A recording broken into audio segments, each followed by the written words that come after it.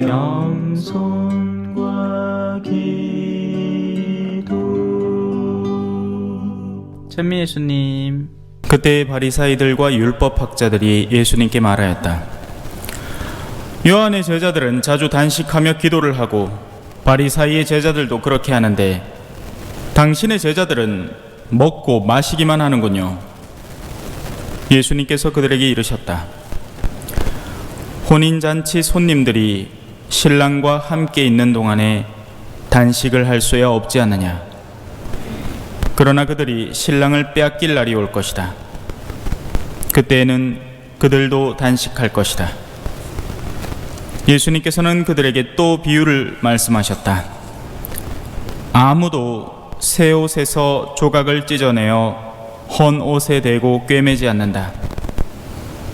그렇게 하면 새 옷을 찢을 뿐만 아니라 새 옷에서 찢어낸 조각이 헌 옷에 어울리지도 않을 것이다. 또한 아무도 새 포도주를 헌 가죽 부대에 담지 않는다. 그렇게 하면 새 포도주가 부대를 터뜨려 포도주는 쏟아지고 부대도 버리게 된다. 새 포도주는 새 부대에 담아야 한다. 묵은 포도주를 마시던 사람은 새 포도주를 원하지 않는다. 사실 그런 사람은 묵은 것이 좋다고 말한다.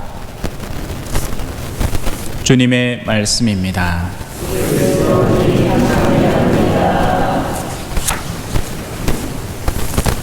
찬미 예수님.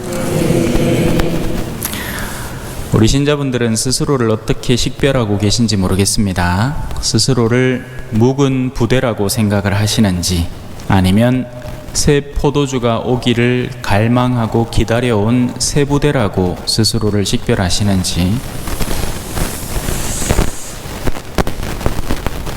오늘 바리사이와 율법학자들이 초반부에 등장을 합니다. 하지만 이 파트에만 나오는 것이 아니라 이전부터 이어져 오고 있는 내용이에요. 요 직전에는 의사는 환자를 위해서 오는 것이다. 나는 죄인들을 위해서 왔다. 스스로를 의롭다고 생각하는 이들을 위해서 온 것이 아니다. 그래서 1차로 벌써 기분이 나빠져 있는 상태입니다. 바리사이와 율법학자들은 어리석은 사람이 아니라서 예수님께서 누구를 대상으로 어떤 말을 하고 계신지에 대해서 알고 있기 때문에 그래서 지금 기분이 나쁜 상태예요. 사람이라는 존재가 재밌는 게요, 상대와 대화를 할 때 순수한 대화가 있습니다.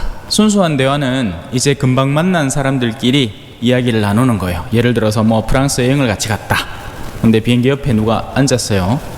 제가 요번에 갔다 오면서 실제로 겪었던 일인데, 옆에 있던 한 덩치 좋은 남자분이 이제 제가 또 동양인이고 한데 이제 말을 쓱 걸어옵니다. 처음에는 그냥 인사치레로 몇 마디 나눴다가 제가 스페인어를 한다는 걸 알게 되니까, 또 볼리비아에서 일하던 선교사라는 걸 알게 되니까 그때부터는 이제 줄구장창 막 이야기를 막 주고받았어요. 그러면 저도 그분의 모르는 걸 배우게 되고 또 그분 역시도 제 의견을 경청하게 됩니다. 순진한 대화죠. 하지만 우리의 대화는 통상적으로 이렇게 이루어지지 않습니다. 호감, 비호감에 따라서 대화가 선결됩니다. 무슨 말이냐? 사랑하기 시작하면 그 사람이 하는 뭐든 받아들이기 시작합니다. 왜? 옛날에는 막 담배 피는 모습이 멋있는 모습이었잖아요. 자기 남자친구가 어머야 우리 자기는 있나 담배로 아마 막 구멍도 뽕 나온다 하면서 막 좋아하던 그 사람을 이제 나중에 되면 싫어하죠. 막 켈록켈록거리면서, 그죠? 좋아해버리면 심지어 그 사람이 끼는 방구도 너무나 귀엽고 아름답게 들리는 겁니다. 어머야 왜 저래 이쁘게 끼겠노 하고 있습니다. 사랑에 빠진 사람의 멍청함이죠. 소위 말하는 눈에 콩깍지가 씌었다라고 표현을 합니다. 그죠? 반대로 미워하기 시작하면 매주는 콩으로 만드는 겁니다 해도 귓구녕에 들어오질 않습니다. 뭔 소리를 해도 받아들이질 않아요. 우리가 신앙이라는 대상체와도 같은 일이 벌어집니다. 사랑하면요, 신앙 안에서 하느님이라는 분에게 매력에 사로잡히고 그분을 사랑하기 시작하면요, 이런 빙시 하나 티 나오는 거예요. 디디야 얘가 결혼도 안 하고 뭐 세상에 실력이나 없는 것도 아니라 학생 때 또 공부는 잘했어, 얼마나 열심히 했는지 그 수능 한창 모의고사 칠 때 연고대 넣으면 다 붙고 그랬어요. 근데 디디야 얘가 커트라인 엄청 낮았거든요. 그때 신학교가, 대구 신학교가 돌띠들만 모였다 해도 과언이 알 정도 커트라인이 억수로 낮았어요. 아무나 그냥 치면 들어가는 기라. 그런데 원서 너가 결혼도 뭐해? 디디하에 혼자 살고 있습니다. 올 저녁도 혼자 아무거나 꺼내갖고 녹화갖고 묻고 그래 산다. 와 이렇게 살아요? 결혼이 싫어서 세상에 멋있고 좋은 것들, 세상에서 내가 노력해서 얻어낼 수 있는 온갖 가치롭고 값 있는 것들이 싫어서? 아니죠. 아니에요. 저도 볼 눈이 있습니다. 뭐가 좋은지 알아요. 차 2대 놔두면 이 중에 뭐가 비싼 차냐 하면 당장 알아봅니다. 예. 소나타보다는 그랜저가 낫고 그랜저보다는 마이바흐가 낫죠. 근데 왜 이렇게 살아가느냐? 사랑에 빠졌기 때문입니다. 내가 믿는 분에게 빠져버린 거예요. 그리고 나날이 그분의 말씀에 대해서 배우고 익히고 나아가면 나아갈수록 더한 진리를 발견하게 되기 때문입니다. 그리고 세상이 얼마나 허황된 것인지, 그렇게 열렬히 서로 싸우면서 서로 못 잡아 죽여서 난리를 치는 그 사람들의 그 혼잡한 정신이 얼마나 추악하고 더러운 것이고 혐오스러운 것인지를 알게 되는 거예요. 바리사이와 율법학자는 예수 그리스도가 싫은 겁니다. 왜? 자기 밥줄을 자꾸 위협하거든요. 이 사람들은 멍청한 사람들, 가난한 사람들, 너가 내 말 잘 들어라. 너가 요대로 해야지 복받고 안 가면 저주받는데, 하는데 예수님이 와갖고는 나 또라와 배고프면 밥 먹을 수도 있지. 아니 제자들이 선교 여행을 막 다니고 이 마을 저 마을 막 끊임없이 나를 따라다니면서 복음을 전하고 있는데 그 길 가다가 그 밀밭 사이에 그 밀 좀 비벼 먹었다고 그게 뭐 그렇게 죄고? 안식일을 거룩하게 지내는 것이 목적이지 안식일에 무슨 행동을 하느냐 안 하느냐 그거 자체로 사람이 거룩해지거나 거룩해지지 않거나 하지 않는다. 그저 미사만 나온다고 거룩해진다고 착각하지 마라. 미사 속에서도 얼마나 잡다한 정신과 헛된 정신이 있을 수 있는데, 반대로 미사를 못 나오는 사람이라고 해서 함부로 무시하지도 마라. 그 사람이 노가다를 해가지고 저녁에 땀을 뻘뻘 흘리면서 성당을 올라가면 또 어마어마한 고생을 해야 되는데 차라리 그냥 편안하게 발 닦고 쉬는 게 다음날에 가족들을 더 섬기기 위해서 올바른 직업에 종사하기 위해서 일하는 게 낫지. 그 사람 성당 못 나온다고 뭐라 하지 마라.